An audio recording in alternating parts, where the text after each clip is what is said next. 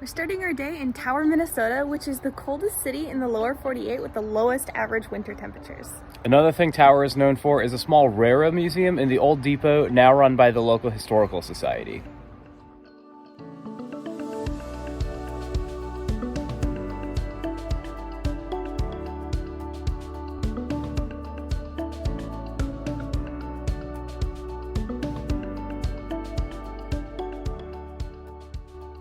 The line to Tower was completed in 1884 by the Duluth and Iron Range Railroad after construction of the nearby Soudan Iron Mine, which we're also going to look at today.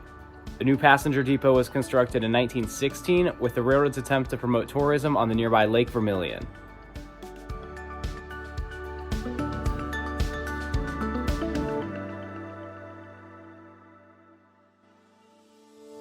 Unfortunately, the museum's only open on the weekends, but we're still able to see the stuff that they have outside.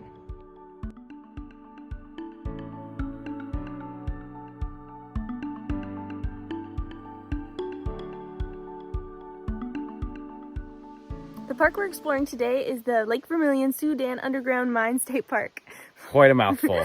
which was created in 2014 when they merged the two adjacent parks to form one big one. The first trail we're doing today is the Onamania Overlook Trail, which is a 0.7 mile loop, and it's a little tricky to access. The map isn't incredibly clear, the trailhead isn't super marked, and there's not a lot of parking by it. It's on the Lake Vermilion side of the park, and then after this we'll head down and look at the Sudan Underground Mine portion.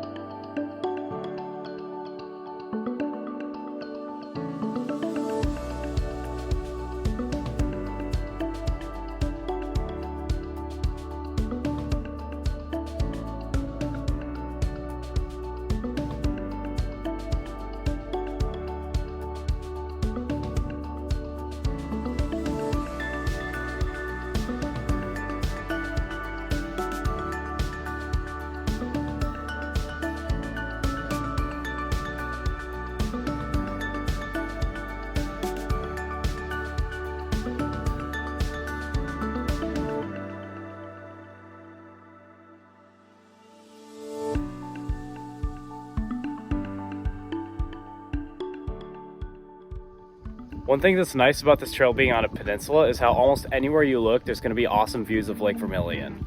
It really reminds us of Voyages National Park with like huge lake and all the islands sticking out of it.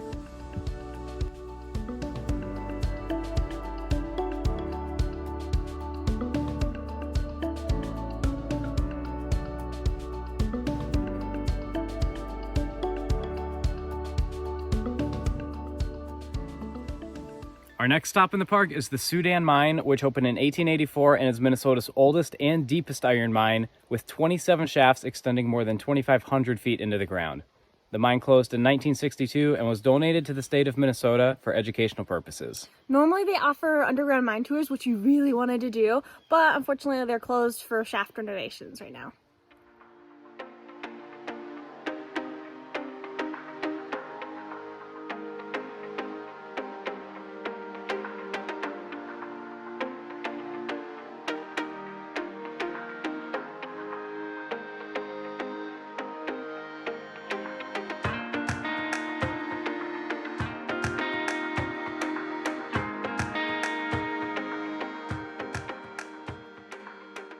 We started out with the West Tower Mine Trail, which is a 0.3 mile loop. It starts out winding through the woods from the visitor center, but then it comes to this overlook of this giant pit, which was presumably part of the mine, but it looks like pictures you see of those giant pits like with waterfalls into them in South America or something. It's incredible and not something you would expect to find in Minnesota.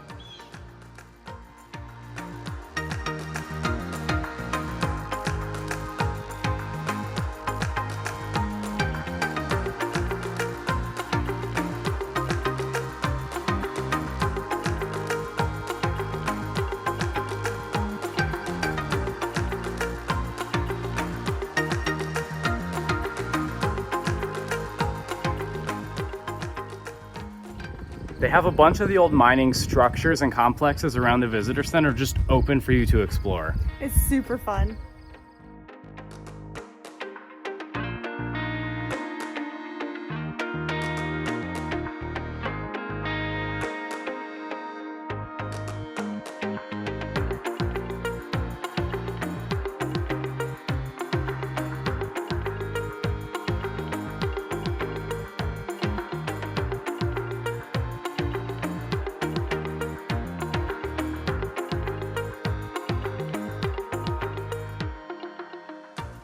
Next up is the hiking club trail, which is a 2.2 mile loop.